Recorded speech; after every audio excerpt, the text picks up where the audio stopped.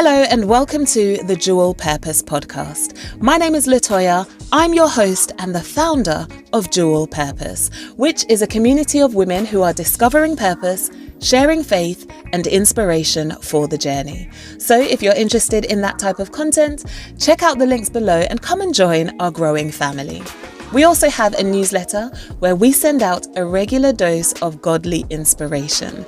So don't miss out. Sign up using the newsletter link below. Now, I have a question for you. Are you feeling demotivated and a little bit under pressure because you had all of these amazing goals that you wanted to achieve this year, and already Q1 is finished and you haven't made the progress that you wanted to make? At this point, you're feeling like a failure, and to everybody else, it looks like you are striving and you are making big moves. But you know that's not the truth. Well, first of all, I want you to know you're not a failure. Secondly, there's still time for you to achieve your goals in 2022. Q1 is over, but there's still time. And I'm going to help you in today's episode to refocus. And thirdly, I want you to learn to celebrate the seemingly small things. And I always say seemingly small because the reality is what seems small to one person is life-changing to somebody else. You know, just as an example, we will celebrate things such as nailing an interview and getting a new job. And don't get me wrong, that's amazing and it should be celebrated. But what about celebrating the fact that you may still be in that job that you hate, but you managed to get through this week with your salvation intact?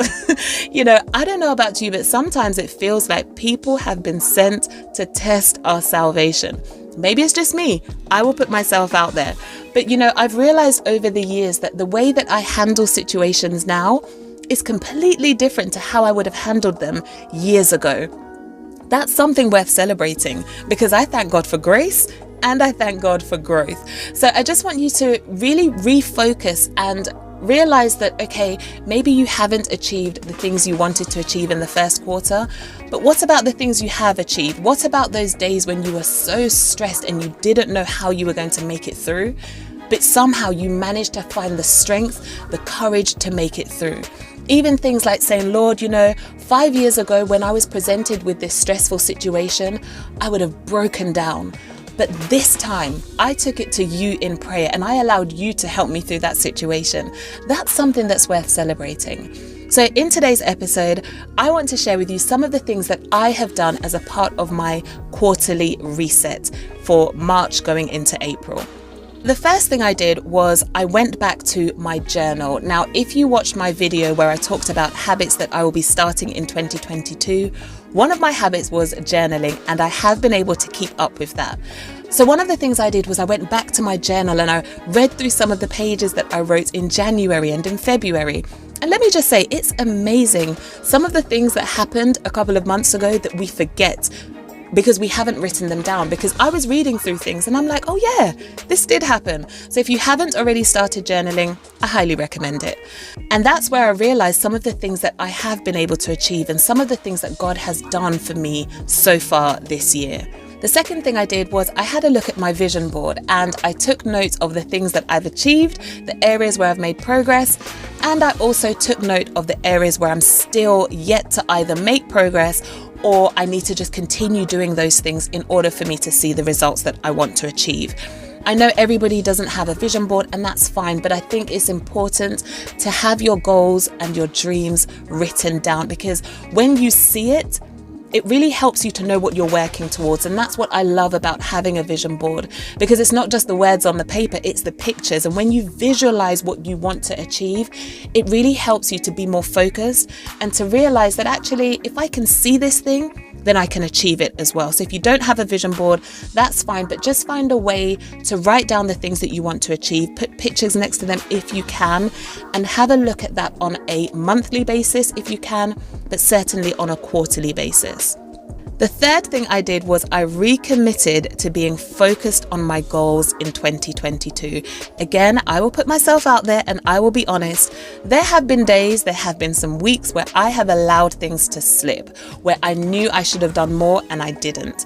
And so I took ownership of the things that I did well, and I took ownership of the areas where I knew, Latoya, actually, you should have done better. You could have done better and you chose not to.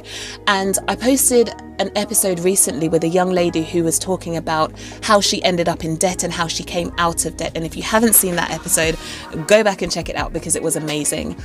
But one of the things she talked about was that she got to a point in her journey of being in debt where she had to take ownership. And so even in this quarterly reset, I took ownership and I said, I could blame X, Y, and Z for why I didn't achieve this. But the reality is I could have still done better than I did. So take ownership of where you are, take ownership of the times when you just didn't do it because you just didn't want to, but also celebrate the things that you did manage to achieve. The fourth thing I did was I decided to have a look at the things I set out to achieve this year. And based on quarter one's performance, I decided whether or not those things were still achievable. And I think that's really important because there are times when our goals are not realistic. There's such a hype at the end of December and the beginning of January. And we feel like we are superwomen and we can achieve all of these things. But actually, I think using quarter one as a way of testing the waters and realizing, okay, I committed to reading one book a week, but I have responsibilities. I have a job, I have a family, I have commitments. I cannot read one book a week. Maybe what I can do is read one book a month. And so I think just taking stock and being flexible and willing to adjust your goals so that you're still achieving goals, but you're not putting so much pressure on yourself that the goals just become so unrealistic that you feel stressed and you just give up on them altogether. So that's something that I did. And that really helped me to realize, okay, this is what I can actually commit to for the rest of the year. And you know what? I may get to the end of quarter three and realize, okay, I need to tweak that slightly again. There's nothing wrong with that. And so having your goals written down really gives you the opportunity to go back and make the necessary changes. And the fifth and final thing I did, which is probably the most important thing in this list, is that I prayed specifically about my goals and plans for 2022. And I reminded the Lord of what He told me about this year. And again, that's another amazing thing about journaling, because when I feel that the Lord is speaking to me, I'll write it down so that when it happens, I can go back and I can say, on the 24th of December, 2021, Lord, this is what you said. And on the 20th of April, 2022, God, you did it for me. And so it's really, really important when you feel that God is speaking to you, write it down, because also we forget. And so one of the things I did at the end of 2021 and the beginning of 2022 was I fasted and prayed about this year. And there were some things that God told me specifically that I wrote down. And so during this quarterly reset, I went back to what I wrote down. And again, I will put myself out there. There were some things that God spoke to me that I had already forgotten about just 3 months later. But because I wrote it down, I now went back to Him and I said, Lord, okay, I forgot that you said this. I repent. But this is what you said. Help me to be in the right place to receive what you want to do in me and through me. And so by praying and recommitting my goals and my plans to the Lord, it gave me such a renewed focus. And now I'm in a place where I'm like, yeah, okay, this is what God said, and He's not a man that He should lie. So if this is what He said, what's my part in this? Because faith without works is dead, right? So what's my part? What is it that I need to do? Where do I need to be? Who do I need to connect with in order for these things to manifest? Where do I need to be in my spiritual life? And so one of the things that I need to do to refocus is to spend more time with the Lord, not allow the busyness of life to get in the way, but to spend more time in prayer, in reading the Word, in studying the Word, because they are two different things. Reading the Bible and studying the Bible are not the same thing, but that's for another day. And also spending more time in worship. And don't get me wrong, these are things I already do. But one of the things, again, that I've done as a part of my quarterly reset is to ask myself, Latoya, how does God speak to you? Because I believe that God speaks to us in different ways. But for most of us, there'll be one, maybe 2 or 3 ways that God speaks to us the most. And we have to tap into that and recognize, okay, these are the times and these are the ways that God speaks to us more often. And for me, I recognize that in my quiet time, when I'm spending time reading the Bible, spending time in prayer, spending time in worship in my prayer closet, that's when God speaks to me the most. And then there are those other times when he'll speak to me when I'm washing dishes or in the shower or walking down the street. There's different ways, but the main ways that the Lord speaks to me, I know what they are. And so I have to place myself in that position to hear from him clearly. So the things that he told me at the end of last year and the beginning of this year, I can hear more. I can get the finer details, because sometimes God will tell you, just as an example, God will tell you, okay, I am going to bless you with a ministry, and this ministry is going to do X, Y, and Z. And you're like, okay, thank you, Jesus. But those finer details, such as, okay, I want you to go to this conference because you're going to meet somebody who is going to give you the next page of your book that I've asked you to write as a part of your ministry. Or I want you to call this person because they have a word for you. Start a conversation with Sister so-and-so, because in their mouth, I'm going to put the key to your next chapter. These are the finer details that God didn't tell you when he told you he wanted you to start a ministry.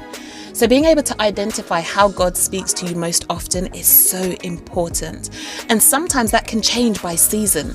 So how is God speaking to me in this season? Where do I need to position myself in order to hear from him? And these are some of the things that I've done as a part of my quarterly reset this year. And honestly, I feel like I'm in an amazing place, ready for quarter 2 and quarter 3 at this point.